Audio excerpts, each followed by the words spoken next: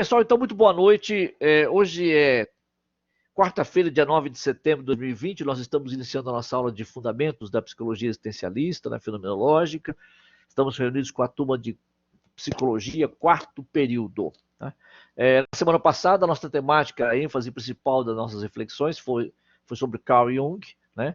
Duas aulas seguidas sobre Carl Jung, né? Carl Gustav Jung.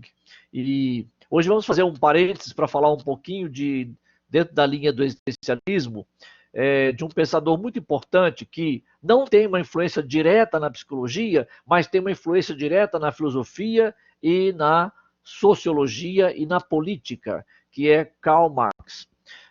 Por que Karl Marx?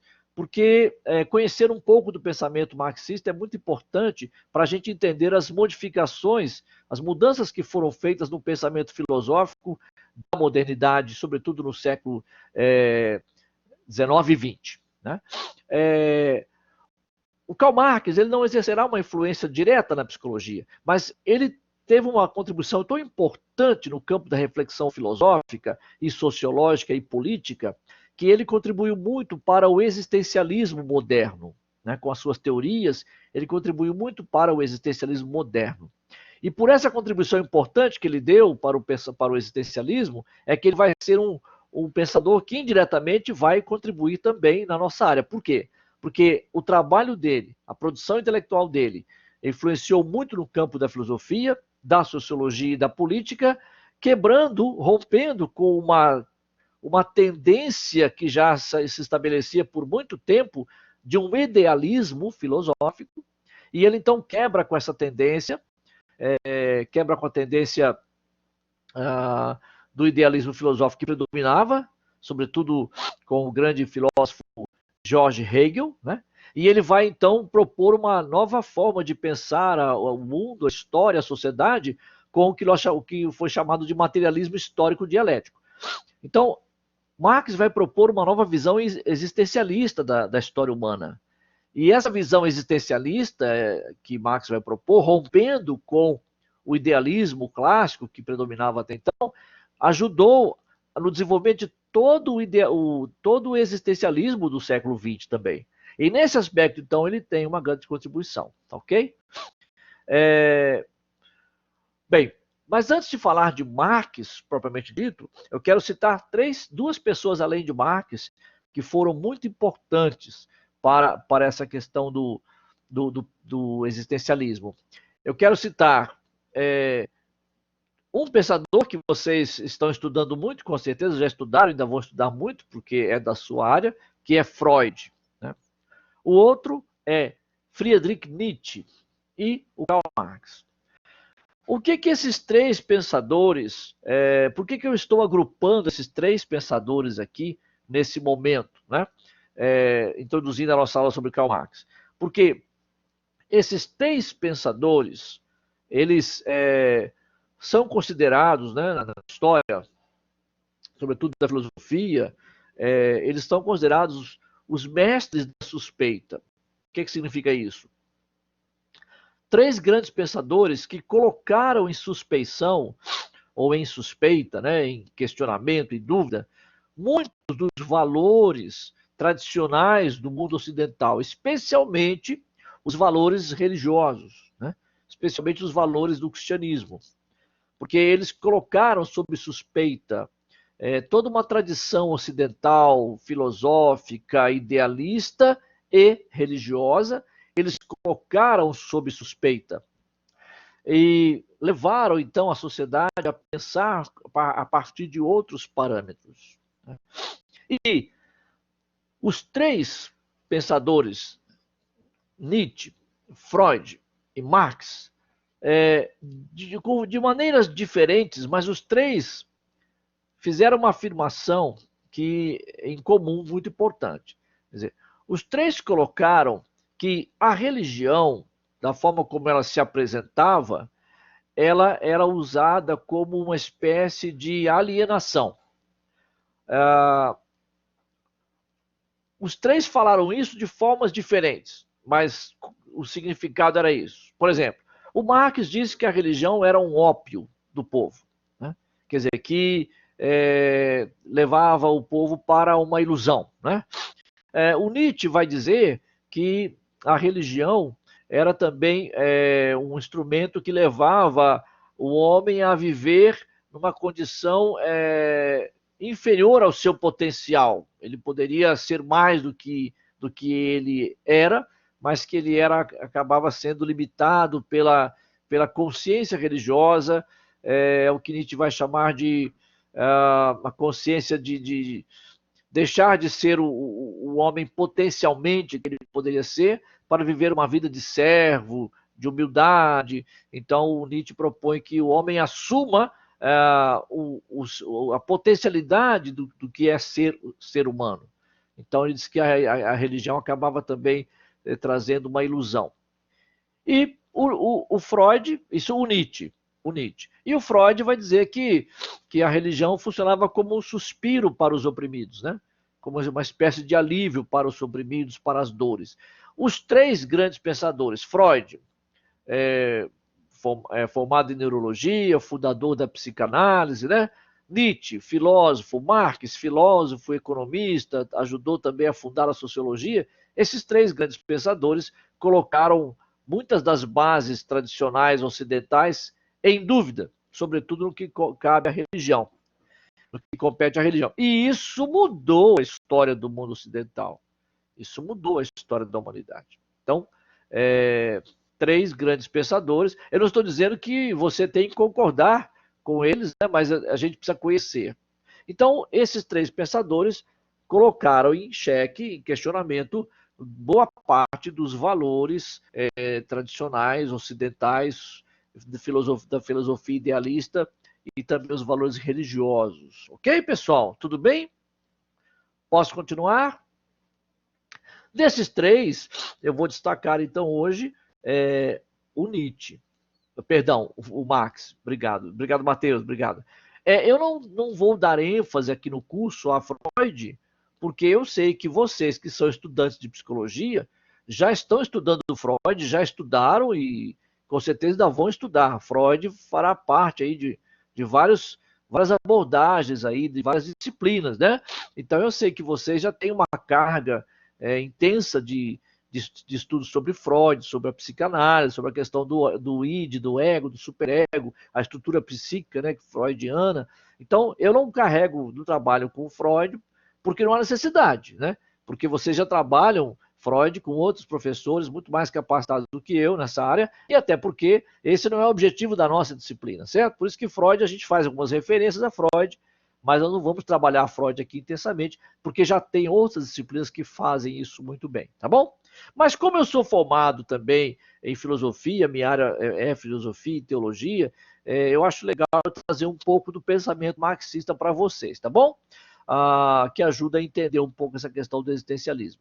Então eu vou compartilhar com vocês agora a minha tela aqui. Eu vou pedir permissão ao Gibran, pedir a compreensão do Gibran, que também já estudou filosofia, né? Para rever um pouco alguns conceitos aí, tá bom, Gibran?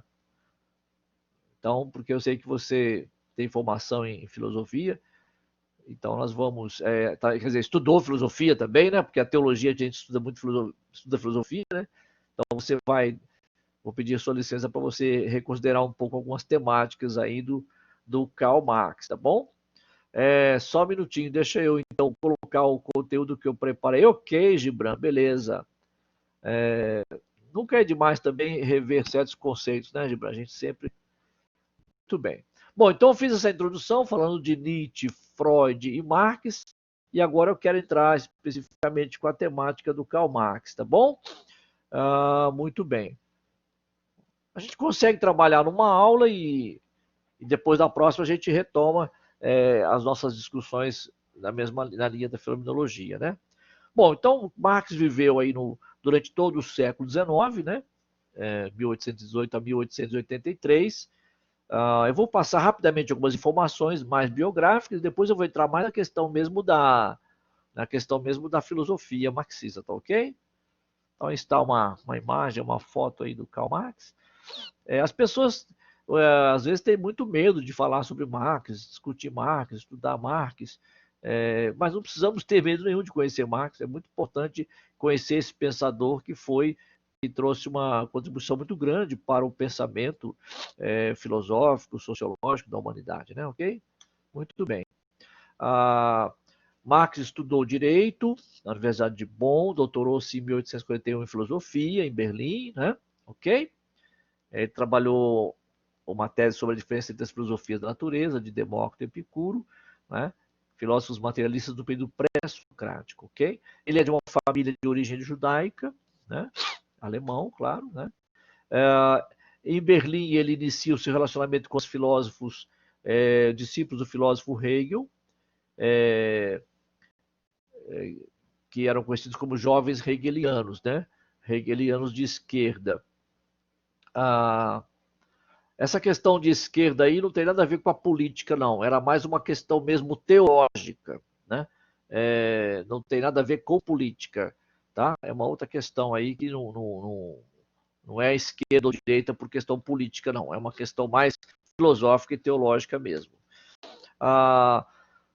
Depois Marx toma conhecimento dos socialistas utópicos franceses, né? Por exemplo, Proudhon e Fourier, né? E esses socialistas utópicos foram pensadores que, diante do cenário da Revolução Industrial e da emergência do capitalismo industrial, eles propuseram medidas, né, algumas soluções para melhorar as condições de vida dos trabalhadores. Porque aqui é importante fazer um parênteses, né? O contexto sociopolítico econômico de Marx é a emergência, o surgimento da Revolução Industrial e a emergência, né, a explosão da Revolução Industrial e o surgimento, a emergência do capitalismo industrial, onde as condições de trabalho, de vida eram péssimas e as condições de trabalho eram péssimas também, né? As pessoas trabalhavam muitas horas, jornadas de 10, 12, 14, 16 horas, crianças trabalhavam, crianças tinham turnos enormes de carga horária para trabalhar, aqueles que iam para a escola tinham um pouco de redução de carga horária. Eu estou falando uma coisa aqui, presta bem atenção, crianças que trabalhavam, né, no sistema capitalista que surgiu logo com a Revolução Industrial. Então, assim, as condições de vida eram péssimas, as cidades não estavam preparadas para o inchaço, né, que aconteceu, o inchaço demográfico, né? Com a Revolução Industrial, muitas pessoas saíram dos campos, né, dos trabalhos nos campos, e migraram para as cidades em busca de trabalho, tentando melhor condição de vida. Mas aí as cidades não estavam preparadas para receber tanta gente, e surgiam muitos problemas. Faltava infraestrutura urbanística, faltava, vamos dizer, sistema de água, tratamento de água para todo mundo, faltava esgoto esgoto, né? Captação de esgoto, faltava um monte de coisa. E sobrava um monte de problema, né? Embriaguez, prostituição, crimes, etc, etc. Então, as condições da cidade, da sociedade, nesses centros urbanos de grande explosão demográfica por causa da Revolução Industrial, as condições eram péssimas. É nesse contexto que vive Karl Marx e que vai analisar todo esse processo, e ele se torna um crítico desse sistema. Ele se torna uma pessoa que vai se colocar em defesa do trabalhador. E ele conhece os socialistas franceses, que ele acaba classificando-os ou apelidando esses socialistas de utópicos, porque é uma crítica que Marx e Engels, não confundir com Hegel, é outra pessoa, né? Já vou falar de Engels já. Marx e Friedrich Engels fazem uma crítica a esses socialistas franceses, porque no entendimento de Karl Marx, eles propuseram medidas apenas paliativas para resolver o problema da sociedade de acordo com o sofrimento que havia por causa da Revolução Industrial, do capitalismo.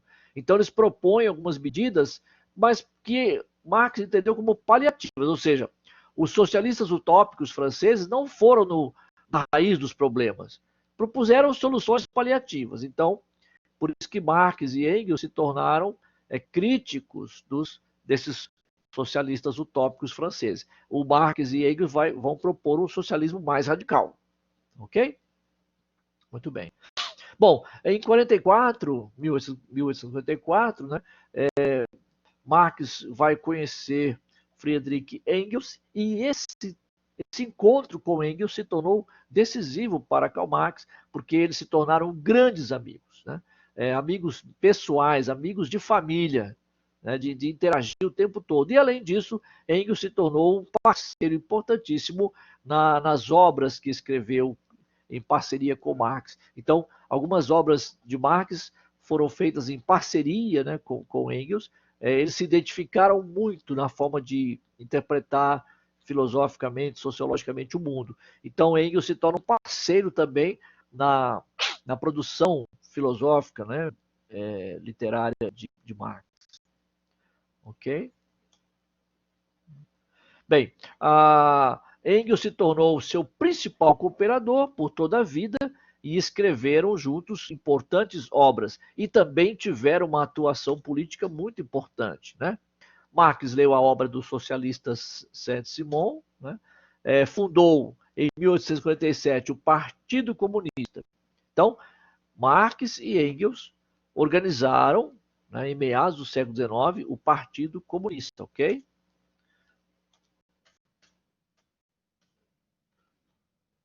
Em 48, ele escreveu o programa do Partido Comunista com o título Manifesto do Partido Comunista.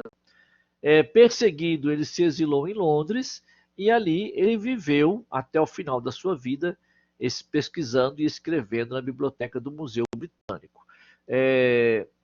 Ok? Em 1864, ele participou da organização da primeira Internacional dos Trabalhadores, que é uma espécie assim de uma grande conferência, né?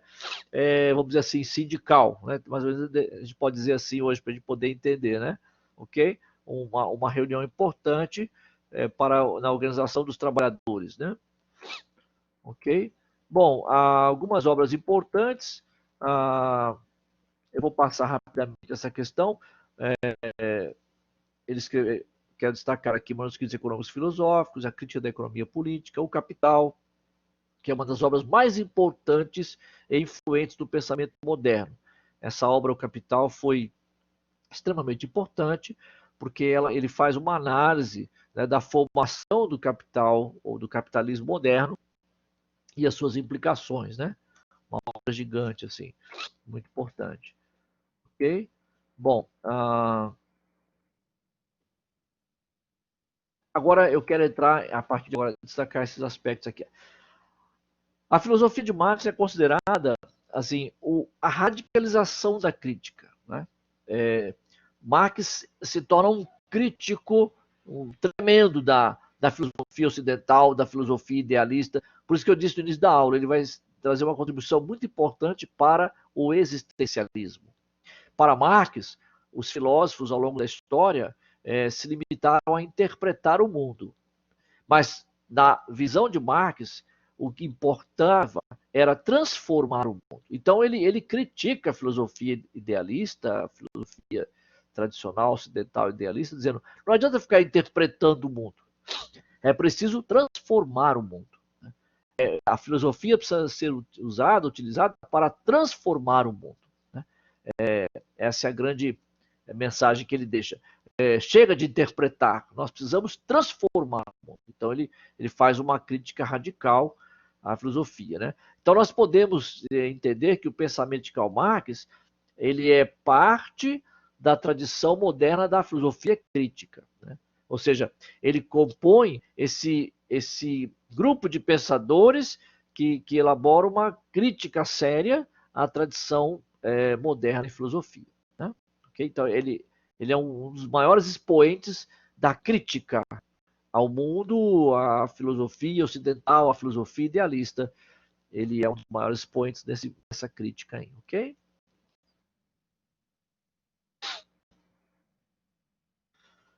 Seu pensamento também situa-se na linha que se inaugurou, né, no início da Idade Moderna, da modernidade, com a busca de um método filosófico que combatesse as ilusões da consciência e assim fosse capaz de libertar o ser humano.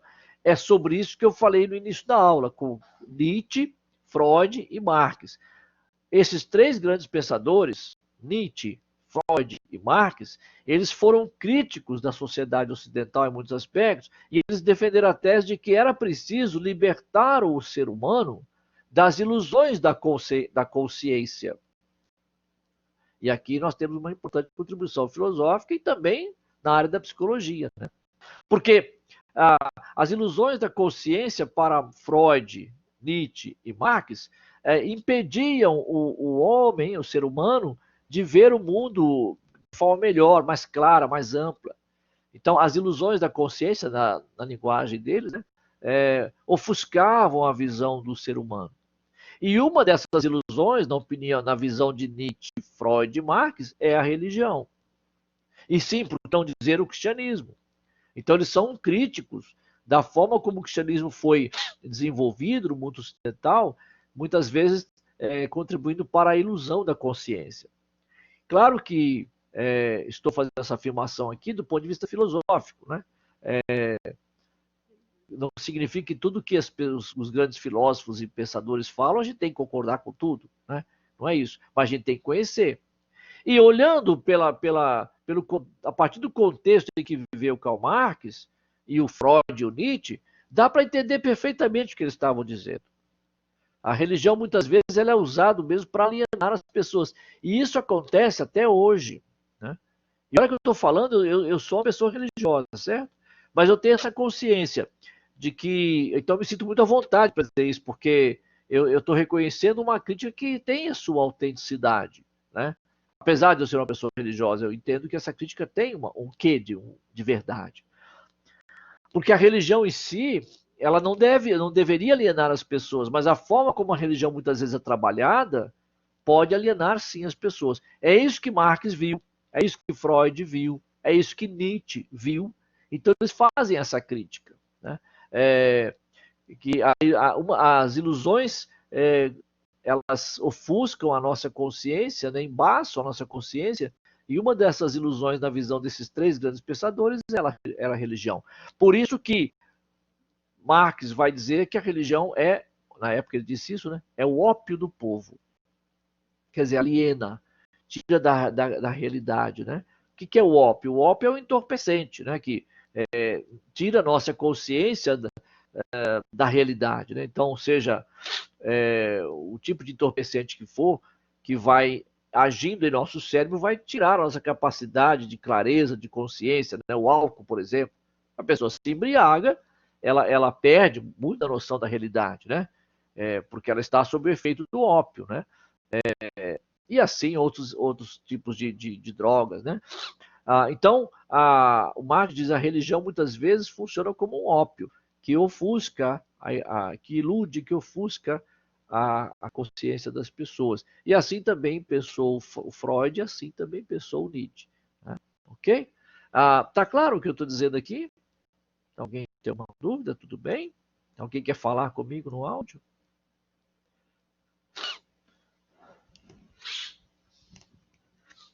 René Descartes, ele foi um filósofo lá no século XVII que inaugurou também essa linha de pensamento com o racionalismo moderno. Okay?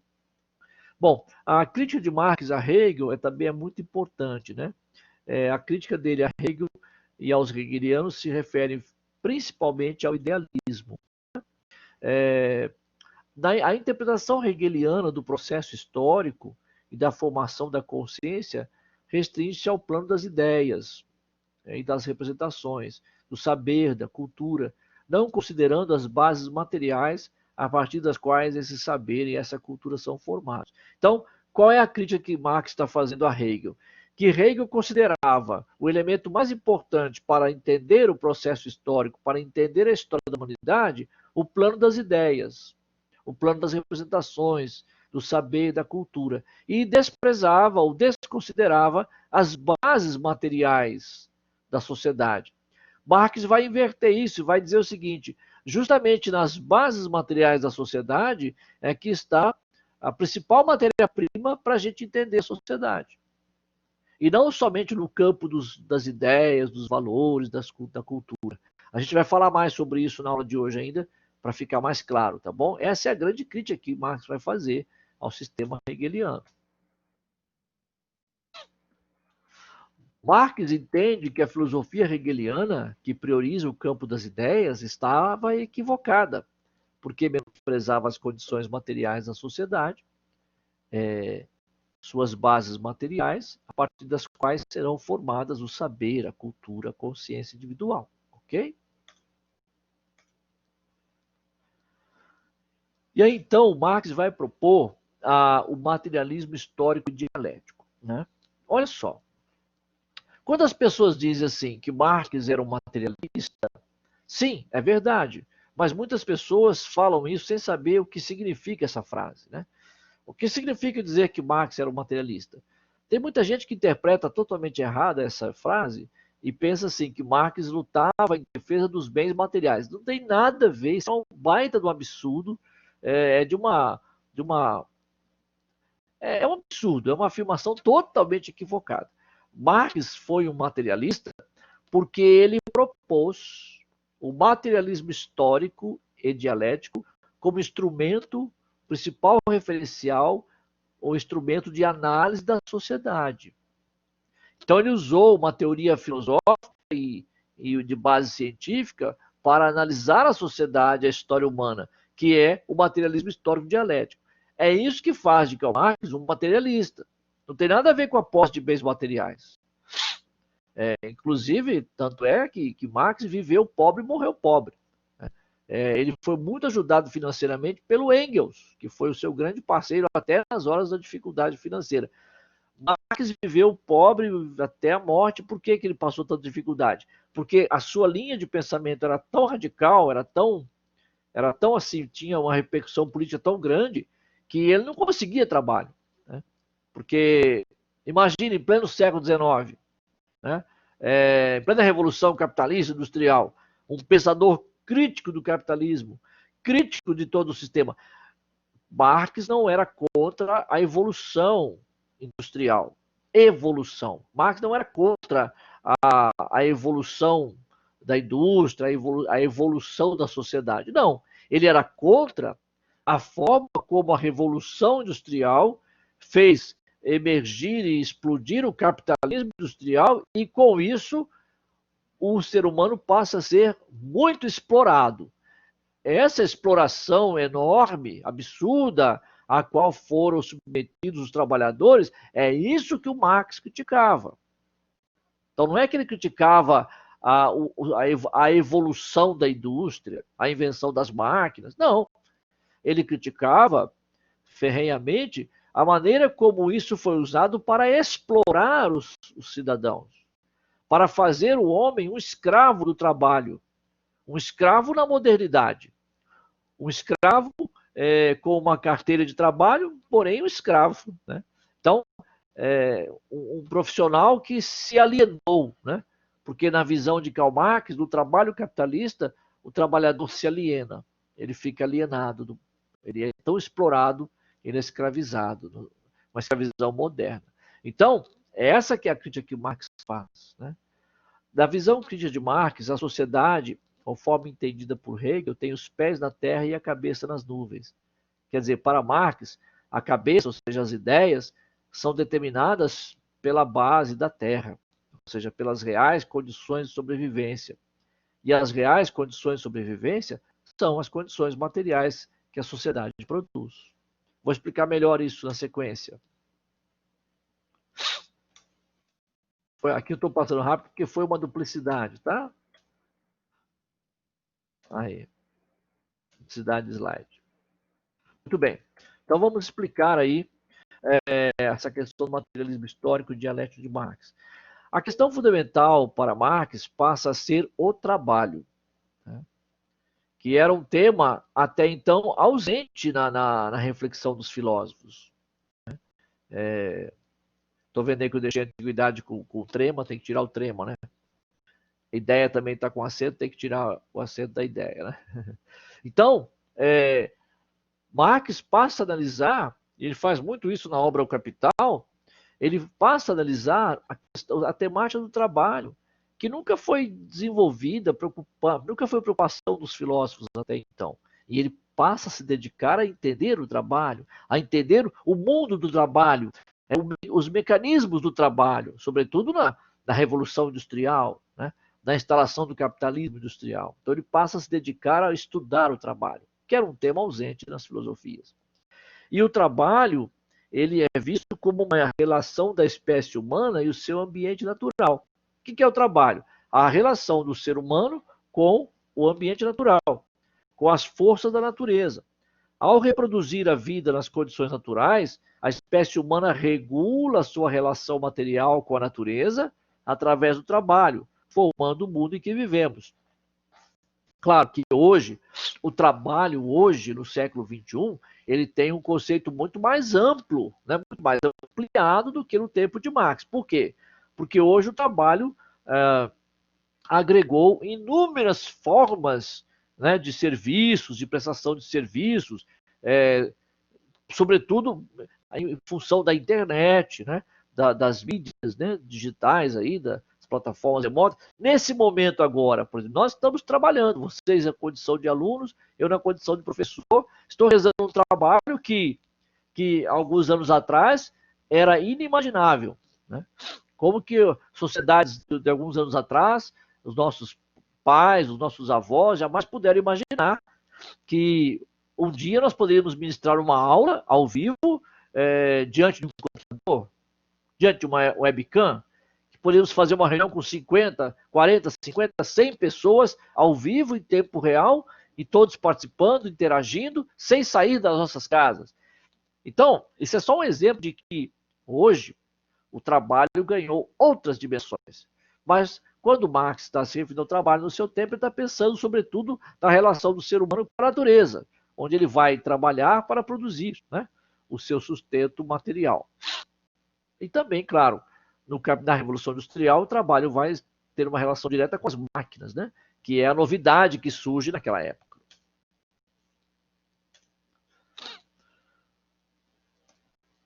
Pelo trabalho, dizia Marx, o ser humano não apenas modifica a natureza, lá onde ele trabalha a natureza, onde ele planta, etc. Ele não modifica a sua natureza, ele modifica a si mesmo. Pelo trabalho, dizia Marx, o ser humano modifica a si próprio. E com isso, ele vai dizer, não existe uma essência humana fixa. Por isso que eu disse no início da aula, ele é um importante pensador que contribuiu para o existencialismo, porque ele vai negar, Karl Marx vai negar a tese de que o ser humano tem uma essência universal. Essa era uma tese platônica, né, que foi rebatida por Aristóteles, lá no século IV a.C., e que perdurou durante muitos séculos. A teoria idealista, ela ainda existe, muitos filósofos são da linha idealista, e Karl Marx, no século XIX, vai ser um crítico dessa visão idealista. E ele vai dizer, não existe uma essência humana universal fixa, existe uma existência humana real. E a partir dessa existência humana real, é que nós vamos encontrar dentro dessa existência a nossa essência. Essa é uma das linhas básicas de pensamento do existencialismo. Repito, para Marx, não há uma essência humana universal igual para todos. Não, existe uma existência humana individualizada, e dentro de cada indivíduo, de cada um de nós, nós vamos encontrar então a nossa essência, a partir da existência. E essa existência, a existência humana, ela vai se adaptando às mudanças do tempo, da história, às mudanças da sociedade. Ou seja, então não há uma essência universal igual para todos. Essa é a linha básica de pensamento do existencialismo. Nessa linha vão, por exemplo, Jean-Paul Sartre, né? Um dos maiores filósofos existencialistas do século XX, né? Um dos maiores pensadores que contribuíram para a linha existencialista. Aí é que a gente chega na psicologia. A linha existencialista na filosofia será uma importante contribuição para a linha existencialista em psicologia. E aqui eu estou mostrando para vocês um dos pontos básicos da filosofia existencialista, o pensamento de Marx, onde ele vai dizer: o ser humano modifica-se a si mesmo pelo trabalho. E, portanto, não há uma essência universal igual para todos. Existe uma existência real, individual, e dentro dessa existência, cada um encontra a sua essência.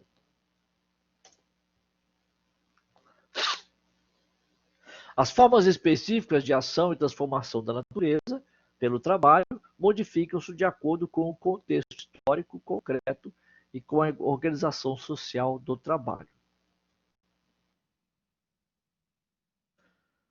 Para Marx, a história é a verdadeira história natural do ser humano.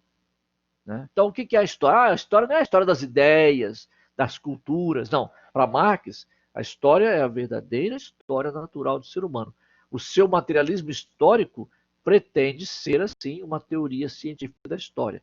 Por isso que ele trabalha como materialista, na linha do materialismo histórico. Ele usa o materialismo histórico como uma teoria científica para entender a história, para compreender a história. Então, materialismo histórico significa uma postura filosófica e científica que analisa a história humana a partir do dado material ou do dado materialista, isto é, lê a história, interpreta a história, priorizando o dado material, priorizando as condições de produção econômica e de sobrevivência da espécie humana. Isso é fazer uma análise materialista histórica da sociedade. Isso é ser materialista. É tomar o dado material como prioridade para, a partir dele, da produção material, das condições de produção econômica, a partir disso, entender a história humana. Isso é que é ser materialista na concepção filosófica. Então, por exemplo, tomando essa linha, essa base de reflexão, Marx faz a leitura da história a partir das relações de produção. Então, Marx vai dizer o seguinte: na antiguidade, as sociedades eram escravocratas. Então, a forma de produção, o meio de produção era a escravidão. Ora, se a forma de produzir era a escravidão, como que era a relação lá naquela época entre senhor e escravo? Isso nas sociedades mais antigas, né? Sociedades escravocratas. Na Idade Média, entrou em cena um outro sistema, um sistema feudal de produção, feudalismo. Né? A questão dos feudos, da posse de terras, do senhor de terras e dos servos que trabalhavam na produção daquela terra. Né? Então, nesse sistema feudal, no feudalismo medieval, a relação de produção muda para senhor e servo. Então, veja, lá nos sistemas escravocratas mais antigos, a relação era senhor e escravo. Na Idade Média, ele está falando pensando na história da humanidade, pensando na Europa, nos povos também mais antigos, asiáticos. Né? Então, na Idade Média, a relação passa a ser senhor e servo, por causa do feudalismo. E na modernidade, entra o sistema industrial capitalista e a relação de produção agora muda para burguês e proletário. Burguês é o dono do capital, é o dono da indústria, é o dono dos meios de produção. Proletário é o trabalhador, que vende a sua força de trabalho para quem tem o poder do capital e dos meios de produção.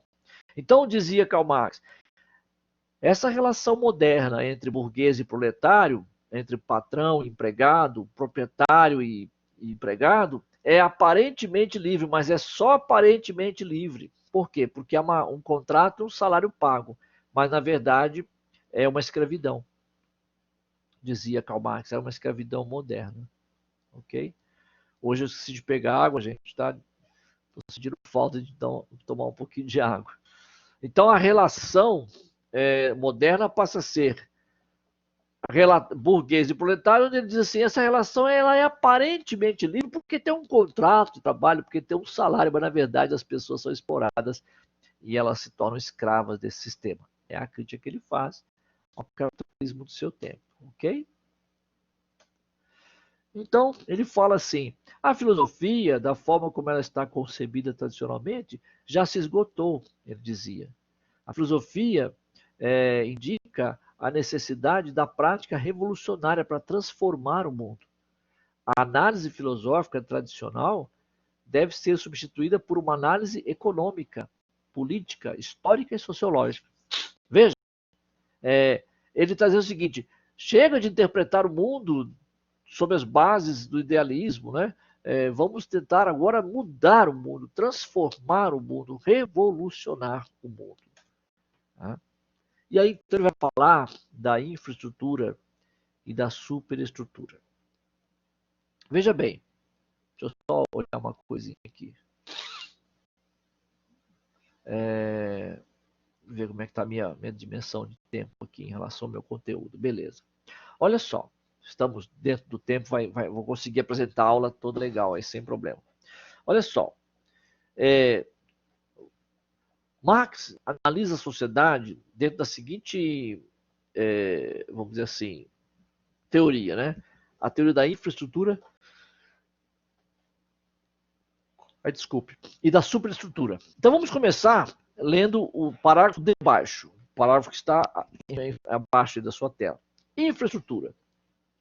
Marx diz assim: toda sociedade tem a sua infraestrutura e a superestrutura. O que é a infraestrutura? É a produção econômica, é aquilo que o ser humano, o homem, que o homem exerce através do trabalho na natureza para produzir o sustento material, para produzir as condições econômicas para a sua sobrevivência. É a base econômica. Nenhuma sociedade sobrevive sem uma ação, uma base econômica, uma ação de trabalho.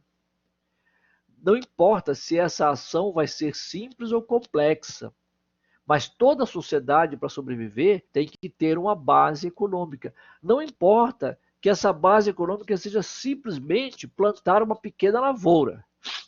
Né? Vamos pegar assim, eu gosto sempre de dar o exemplo da sociedade tribal, das tribos indígenas, porque cai bem nesse caso. Vamos imaginar uma tribo indígena pequena, simples, que vive num determinado ponto mais afastado da como é que faz? Civilização, numa área, né, de mata, numa floresta, numa reserva indígena, ela não vai ter indústria de automóvel, ela não vai ter indústria de eletrodomésticos, computadores, nada disso. Mas ela vai ter uma economia. Ela não vai produzir eletroeletrônicos, ela não vai produzir automóvel, ela não vai construir prédios, ela não vai construir apartamentos, né? Mas ela tem uma economia. Qual vai ser a economia dela de subsistência? Plantar.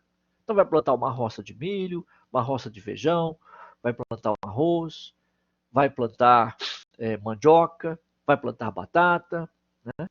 Vai pescar, talvez vai caçar. E com isso, ela vai produzir o quê? O que ela precisa para sobreviver. Então ela vai ter comida, ela vai ter água, né? Ela vai ter o sustento material. Porque sem isso, essa sociedade tribal indígena morreria de fome. Né?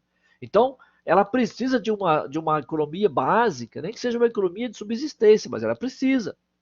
Plantando um arroz, um feijão, uma mandioca, um milho, mas, ou seja, para que ela tenha subsistência, é a economia. Ela não vai fazer uma economia complexa, tipo a economia das sociedades avançadas, né? Que fabrica toneladas, que produz toneladas de grãos e exporta. Não. Né? O Brasil bate recordes e mais recordes de toneladas de grão todo ano e exporta. O indígena não vai fazer isso. Ele vai produzir para ele comer, para ele sobreviver. Mas isso é uma economia simples. Já o homem da sociedade urbana, né, da cidade grande, nós vamos ter indústrias, né, automotivas, de eletroeletrônicos, prestação de serviços, etc. Sistema financeiro bancário. Tudo isso faz essa economia urbana ser uma economia muito complexa. Tanto lá a simplesinha do indígena quanto ou de um homem do campo, né? Mesmo quem não, uma sociedade rural, né? Do homem do campo que tem lá também uma horta, uma horta não, perdão, uma produção econômica base de subsistência, esses têm uma sociedade mais simples. Já os que vivem nas grandes cidades urbanas, que têm essas grandes indústrias, etc., têm uma sociedade mais complexa. Tanto a mais complexa quanto a mais simples, no conceito de Marx, é o quê? A infraestrutura dessas sociedades. Então, num caso, é uma infraestrutura simples, no outro, é uma infraestrutura mais complexa. Tanto a mais simples como a mais complexa tem a sua base econômica. Aí, diz Karl Marx, é essa base econômica, simples ou complexa, que vai determinar como que a sociedade vai viver no campo das ideologias, no campo do pensamento, como que ela vai produzir cultura, filosofia, até a religião passa por aí, diz Karl Marx. Então, a base econômica de uma sociedade simples ou a base econômica de uma sociedade supermoderna, complexa, industrial, eletroeletrônica, essas bases econômicas é que vão formar o campo da superestrutura que fica acima. O que é a superestrutura? A estrutura jurídica, política, ideológica, a consciência, as ideologias, as filosofias, a religião, as artes. Segundo Marx, essa consciência coletiva da superestrutura que fica por cima, ela é determinada a partir das reais condições da infraestrutura que estão aqui embaixo, na base. Por isso que eu dei o exemplo de uma sociedade mais simples, de uma base econômica simples, e uma sociedade como a nossa, né? Que tem uma estrutura muito complexa, né? Sistema financeiro, bancário, etc, etc. Tanto a mais simples como a mais complexa tem as suas bases econômicas. E tanto uma quanto a outra vão produzir a sua consciência coletiva, a sua superestrutura. E é claro que elas serão bem diferentes. Se nós chegarmos numa sociedade tribal mais assim, mais simples, a gente vai ter dificuldade de se adaptar à forma deles viverem, né? Talvez não conseguiremos viver lá, talvez não conseguiremos nos adaptar nunca, né? Já se você pega uma família indígena e traz para um grande centro, como Belo Horizonte, São Paulo, Rio de Janeiro, Porto Alegre, Recife, essa família não vai conseguir se adaptar também, né? Porque a forma como nós vivemos é totalmente absurda para eles, né? Então, veja, porque cada um está adaptado à sua base econômica e adaptado à sua superestrutura, né? É, é isso. Então, Marx fala assim: essa base econômica é que determina os valores da superestrutura. E isso não pode ser desprezado. Então, na visão crítica dele, a filosofia idealista desprezou isso. E ele vai dizer: esse é o elemento fundamental para a gente entender a história da humanidade, das sociedades. Ok? Bom, conceitos mais importantes de Marx, eu já vou caminhar para os finalmente, depois eu abro espaço para vocês, né, fazerem algum comentário, alguma pergunta. Conceitos mais importantes em Karl Marx. A alienação do trabalho no sistema capitalista. Marx diz que no sistema capitalista, o trabalho aliena o ser humano. Não dignifica, né? Aliena. Por quê? Porque no sistema capitalista, o ser humano trabalha sem criatividade, trabalha sem originalidade. No sistema capitalista, o homem, a sociedade, as pessoas produzem o que o sistema determina. E não tem espaço para ser criativo, para ser original. Ele simplesmente, numa linha de produção, por exemplo, ele vai lá e reproduz o que tem que ser feito todo dia do mesmo jeito. Então, ele está dizendo, nesse sentido, o trabalho aliena, porque ele não dá oportunidade do ser humano criar. Tem um filme do Charles Chaplin, que faz uma análise crítica. Charles Chaplin era marxista, ok? Charles Chaplin faz uma crítica ao capitalismo moderno, num filme, acho que chama-se Tempos Modernos, né? Em que ele faz o papel do empregado, né? O filme é muito divertido. Chaplin era um gênio, né? Porque eu fico assim, eu fico admirado da capacidade de Chaplin. Como que um cara, num tempo em que o cinema era mudo, como que o cara conseguiu passar assim, lições, mensagens importantíssimas, visões críticas importantíssimas através do cinema, quando o cinema era mudo. Quer dizer, é incrível a capacidade que aquele cara tinha de transferir para cenas sem áudio, né? Críticas, análise da sociedade importantíssimas, mensagens importantíssimas, usando só o recurso da arte cênica e da expressão facial do ator. Ele era, para mim, um dos maiores gênios, foi um dos maiores gênios do cinema mundial. Né? Se ele vivesse hoje com os recursos que o cinema tem, meu Deus, acho que assim, seria uma coisa fora do normal. Como ele foi fora do normal na época dele. Então, tem um filme que ele produziu, que chama Tempos Modernos, em que ele é o principal ator do filme, em que ele é o empregado de uma indústria. E ele sofre as consequências da alienação do trabalho, da escravização do trabalho. É muito interessante. A mais-valia. O que é a mais-valia? A mais-valia... só para voltar um pouquinho à questão do trabalho. Por exemplo, para Marx, qual é o trabalho criativo? O trabalho criativo é aquele em que o trabalhador pode criar alguma coisa. Não para ser vendido no mercado em grande escala, mas é aquele trabalhador que é capaz de criar algo, construir algo. Só que, é claro, no sistema capitalista, as coisas têm que ser produzidas em grande quantidade para ser vendidas no mercado interno e externo, para exportação. Então não dá tempo de ser criativo. Tem que criar um sisteminha lá e todo mundo fazer aquilo para produzir em grande escala. Então ele faz sentido, o trabalho ele aliena. O que é mais-valia? Mais-valia é um conceito de Marx muito interessante, quando ele fala o seguinte: o trabalhador recebe pelo trabalho realizado. Só que o que ele produz ao longo de várias horas de trabalho por dia, por semana e por mês, é muito mais do que o que ele vai receber, extremamente mais. Então, esse extremamente mais vai ser usado para enriquecer o próprio capital. E o trabalhador ficará com uma pequena parcela, né, de um salário para remunerá-lo por aquela carga horária trabalhada, 40 horas. Vamos pegar um exemplo de hoje, né?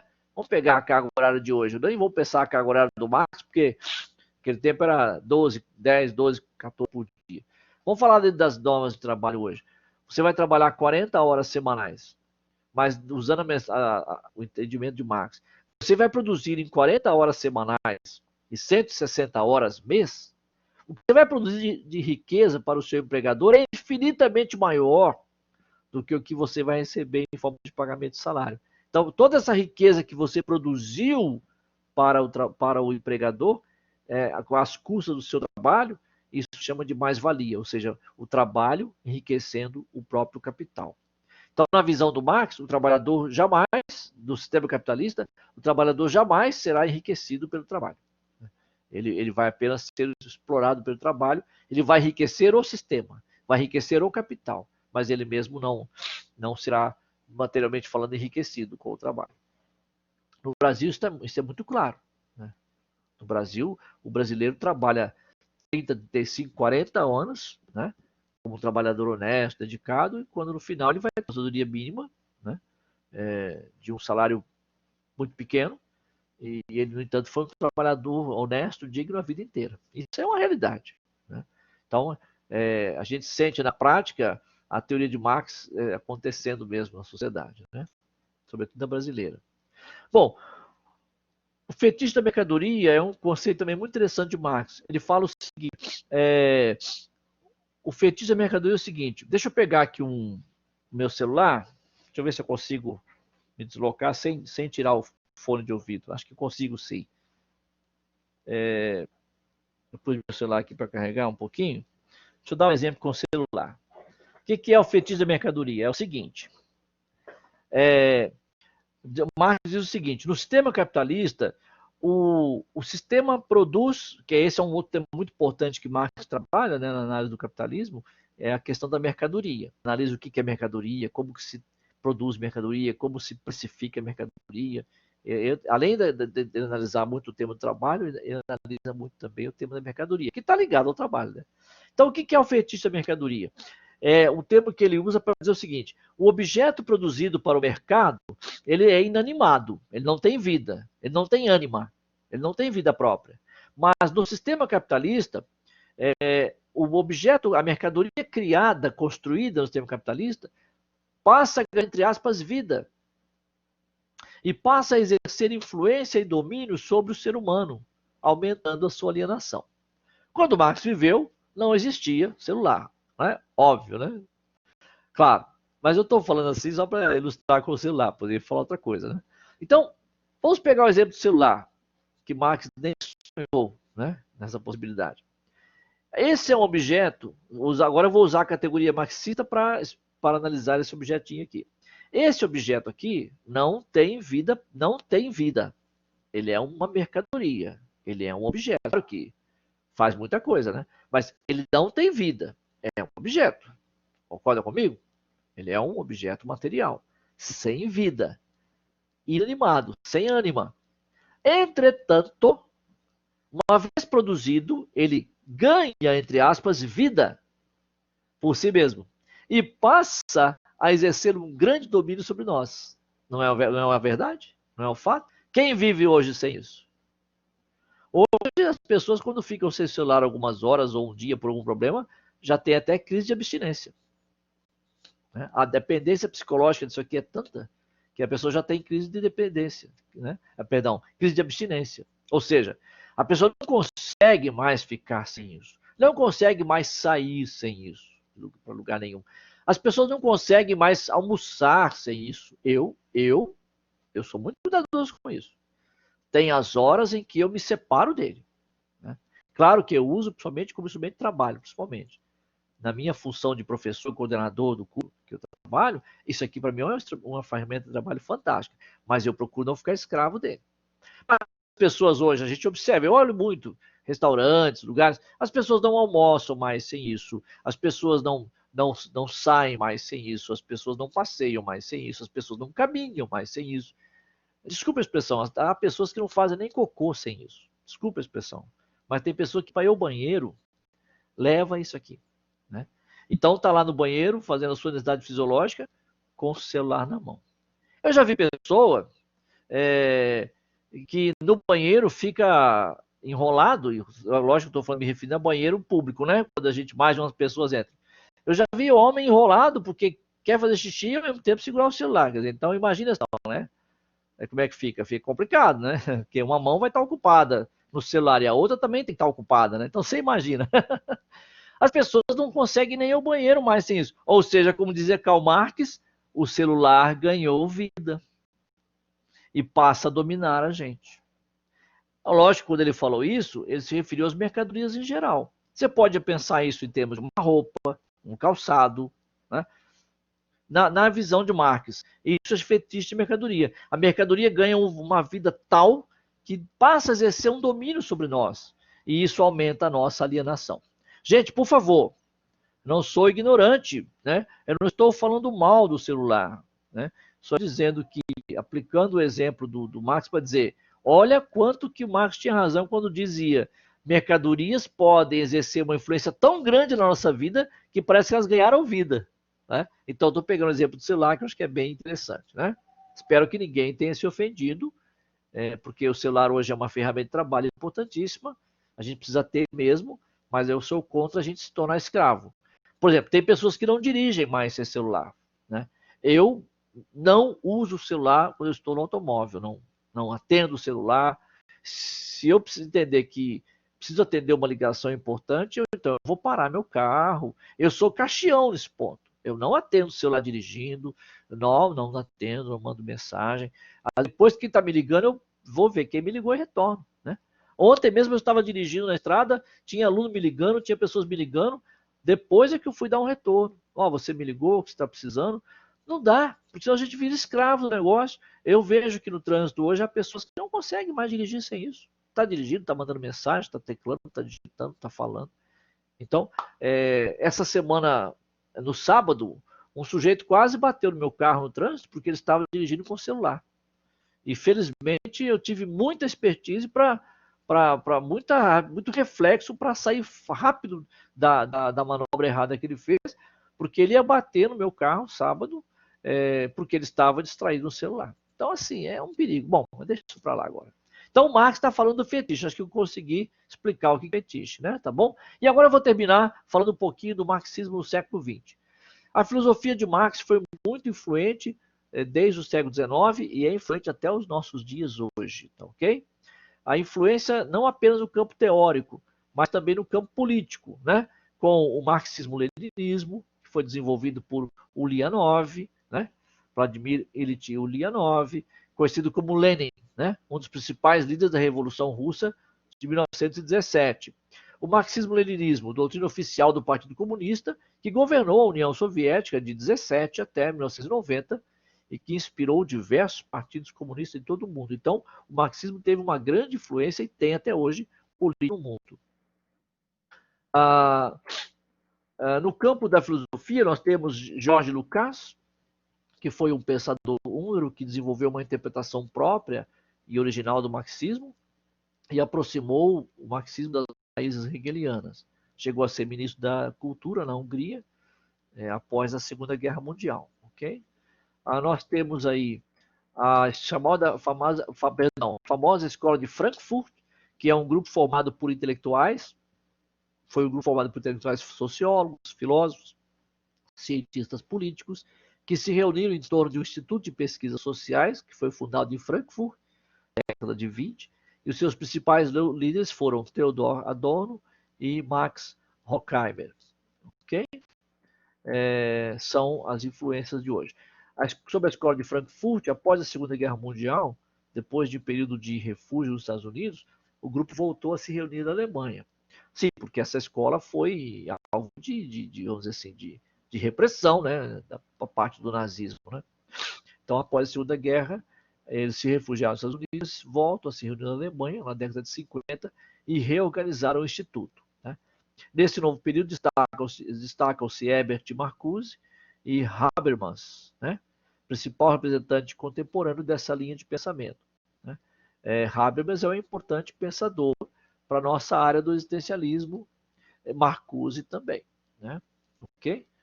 Habermas está diretamente ligado à nossa linha do existencialismo, existencialismo fenomenológico. Ok? Bom, para a gente terminar, os pensadores da escola de Frankfurt procuravam desenvolver uma teoria crítica do conhecimento e da sociedade a partir das obras de Marx e em suas raízes hegelianas, relacionando o marxismo com a tradição crítica moderna.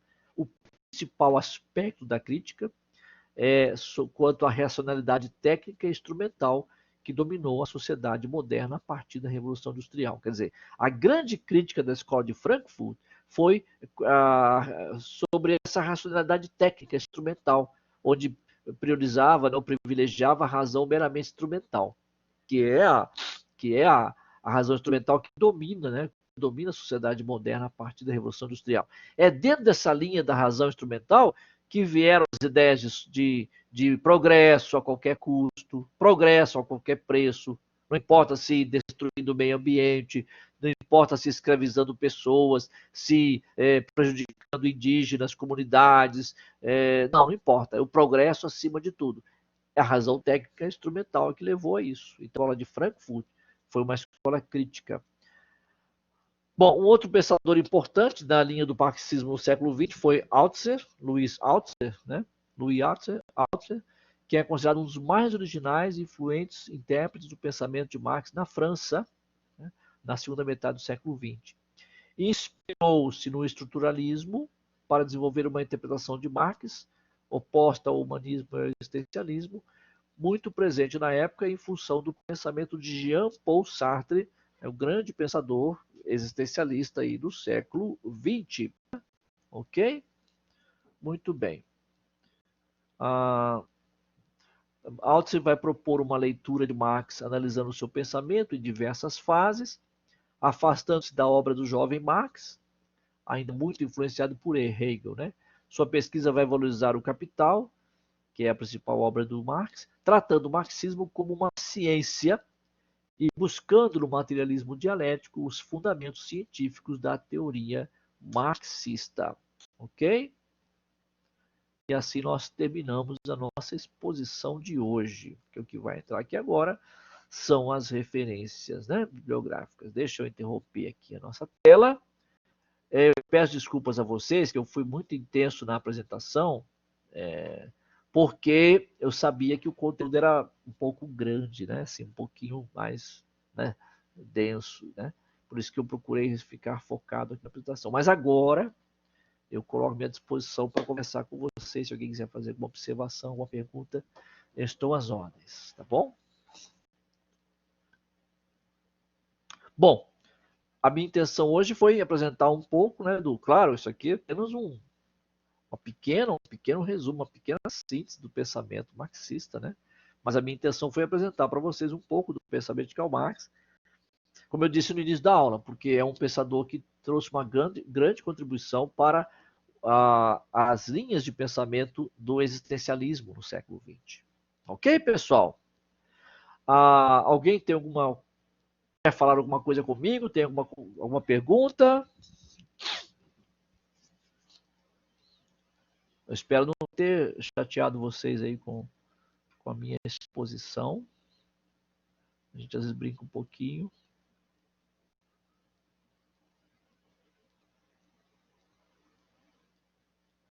Ó, que legal. A Liliane está dizendo que vimos na matéria EAD. Eu acho que viram que o filme Tempos Modernos, é isso? É isso, Liliane? É isso, é isso? Que legal, bacana. Muito legal, né? Isso, obrigado pela informação. Obrigado, Fabíola, pelo apoio aí, tá ok? Eu acho muito importante. O aluno, o estudante universitário precisa conhecer um pouco do pensamento de Karl Marx, tá ok? Lógico, você da psicologia não vai ficar preocupado em aprofundar o pensamento de Marx, mas é muito importante ter uma noção, né? Entender, compreender um pouco da filosofia marxista. Obrigado, Cris. E aí, a hora que quem quiser, aprofunda mais, lê mais um pouquinho, né? Obrigado aí pelo apoio de vocês, peço desculpas por alguma coisa, eu que agradeço pela atenção de vocês. A razão de ser do meu trabalho é vocês estarem aí é que dá sentido, que dá alegria ao meu trabalho. Se vocês não estiverem aí, nada disso aqui, nada disso que eu faço tem sentido, né? Ok? Então a razão de ser do nosso trabalho chama-se o estudante. Vocês é que são a razão de ser do nosso trabalho e eu tenho muita alegria de estar com vocês. Deixa eu falar uma coisa também. Lá no Siga, eu atualizei. Obrigado, Matheus. Não esqueci do seu pedido, não, tá, Matheus? Tá? Eu não esqueci, não, tá bom? É que eu tô muito atarefado, mas não esqueci do seu pedido, não. Pessoal, lá no Siga, obrigado, Eliane. Valeu, beleza? Lá no Siga eu atualizei conteúdos lá, tá bom? Você encontra lá, ó. Eu coloquei material lá de 4 aulas, tá bom? Então tá. Então, ó, eu coloquei lá as primeiras aulas, todos os materiais que eu trabalhei nas primeiras aulas estão lá.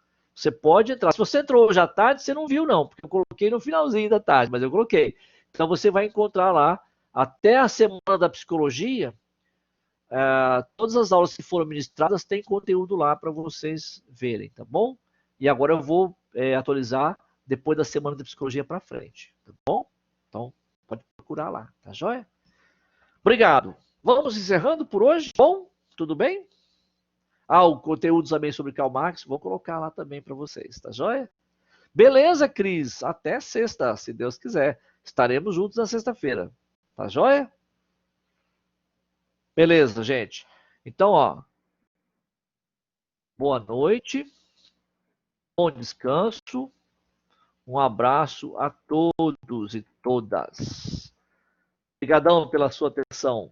Um abraço para todos. Boa noite, falou, Stefano, Thales, um abraço, Adriana, Fran, Catherine, legal. Um abraço, Eliane, obrigado. Falou, Stefano, um abração, querido. Fique com Deus também. Cuidem, gente, cuidem porque o negócio tá sério, hein? Na minha família tem várias pessoas doentes. Cuidem-se bem, não aqui em casa, mas os meus familiares. Cuidem-se bem. Tchau, tchau. Obrigado por tudo, gente. Um abraço. Boa noite.